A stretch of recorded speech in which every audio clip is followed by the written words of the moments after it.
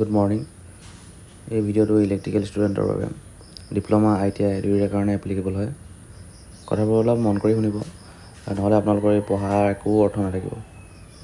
আৰু যোনে যোনে পঢ়ি আছে তেওঁলোকেও শুনাটো খুব দৰকাৰ। চবেই জানে যে ইলেক্ট্ৰিকেল ITI হওক বা ডিপ্ল'মাই হওক বেলেগ বিভাগৰ নিচিনা নহয়, বেলেগ ব্ৰাঞ্চৰ নিচিনা নহয় যে পাছ কৰাৰ পাছত বা চাৰ্টিফিকেটখন পোৱাৰ পাছত কাম খতম। ইয়াৰ পাছতে আহে আকৌ লাইচেঞ্চৰ হেডেকটো। ডিপ্ল'মাবোৰৰ পৰা চৰকাৰী চাকৰি ওলায়, লাইচেঞ্চ নহ'লেও হৈ যায়, ভাল চাকৰিয়ে পায়, ভাল চাকৰি ওলায়, দৰমহাও ভাল পোৱা যায়। APDCL, AGCL, APGCL অইলত কৰিলে বাৰু ডিপ্ল'মা আৰু লাইচেঞ্চ লাগে। কিন্তু ITI আকৌ অইল বা তেনেধৰণৰ PSUত যদি চাকৰি নকৰে দৰমহা ভাল নাপায়। আৰু চাগে ITIটো আপোনালোকে অইলৰ নিচিনা কোম্পানীত চাকৰি কৰিম বুলিয়ে কৰিছে চাগে। কোনো মোৰ মতে 15-20 হাজাৰ টকাত FMCGত প্ৰাইভেটত খাটিম বুলিতো কৰা নাই। আৰু অইলত কৰিবৰ বাবে লাইচেঞ্চৰ যোনটো পাৰ্ট লাগে সেইটো এক্সাম হয়, এক্সাম দিহে সেইটো পাৰ্ট পাব পাৰি। আৰু ডাঙৰ কথাটো হ'ল যে এক্সাম কণ্ডাক্ট কৰি থকা অসমৰ যোনটো ডিপাৰ্টমেণ্ট আছে তেওঁলোকে এক্সাম প্ৰত্যেক বছৰে নাপাতেই। মন গ'লে পাতে আৰু 2-3 কেতিয়াবা 4 বছৰৰ মূৰত, একো ঠিকনাই নাই। আৰু মই যিমান গম পাওঁ যে 2-3 বছৰত পাতে কেতিয়াবা যে সেইবোৰ চাগে ষ্টুডেণ্টে গুৱাহাটীত লাইচেঞ্চৰ অফিচত গৈ পিনি জোৰ কৰে, প্ৰব্লেমবোৰ দেখায় যে কোনোবাই চাকৰি পায় লাইচেঞ্চৰ কাৰণে ফচি আছে। তেতিয়া বহুত ষ্টুডেণ্ট গৈ একেলগে ক'লেহে এক্সামটো পাতেগৈ তেওঁলোকৰ গাঁৱৰ ল'ৰাই। চৰকাৰী নিয়ম অনুযায়ী প্ৰত্যেক বছৰে ইলেক্ট্ৰিকেলৰ এক্সাম পাতিব লাগে, কিন্তু ইমান সহজ জাষ্ট ভাইভাহে সোধে, সেই এক্সামটোকে তেওঁলোকে কণ্ডাক্ট কৰাত অৱহেলা কৰি থাকে এই লাইচেঞ্চৰ বৰ্ডে।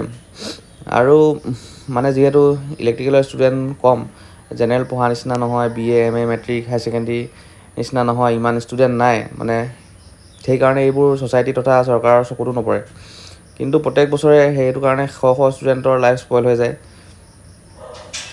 যদি এক্সামেই নপতে উইদাউট এক্সাম এই লাইচেঞ্চটো দিয়াৰ ব্যৱস্থা কৰিব লাগে, এই পাৰ্টকেইটা যোনকেইটাত চাকৰিৰ বাবে দৰকাৰ হয়।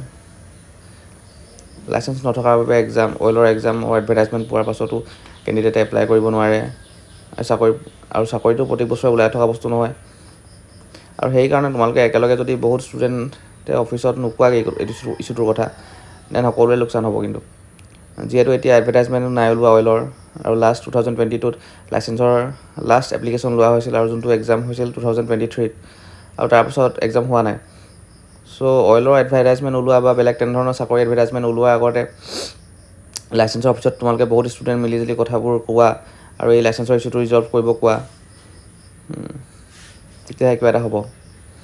ভাইটি এজন আৰু তাৰ লগৰ কেইজনমান মিলি এইটোৰ কাৰণে লাইচেঞ্চৰ অফিচত গৈ এপ্লিকেশ্যন আৰু কথাবোৰ কৈছে, পাৱাৰ মিনিষ্টাৰকো কৈছে, এপ্লিকেশ্যন দিছে, আৰু য'ত ক'ব লাগে তেনেধৰণৰ কাম প্ৰচেছবোৰ কৰি গৈছে। কিন্তু ল'ৰা কম হোৱাৰ কাৰণে ইমান চিৰিয়াছলি লোৱা নাই চাগে।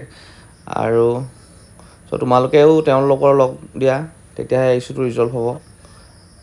তেওঁলোকে এটা হোৱাটছএপ গ্ৰুপ খুলিছে, মই লিংক দি দিম, জইন কৰি ল'বা আৰু একেলগে এটা চলিউশ্যন উলিয়াব ট্ৰাই কৰা। মই হোৱাটছএপ গ্ৰুপৰ লিংক দি দিম তোমালোকক, কথাবোৰ পাতি ল'বা। সকলো যেতিয়া মিলি কামবোৰ কৰিবা তেতিয়াহে ছাকচেছফুল হ'ব বস্তুখিনি। তো আজিলৈ ইমানে, থেংক ইউ।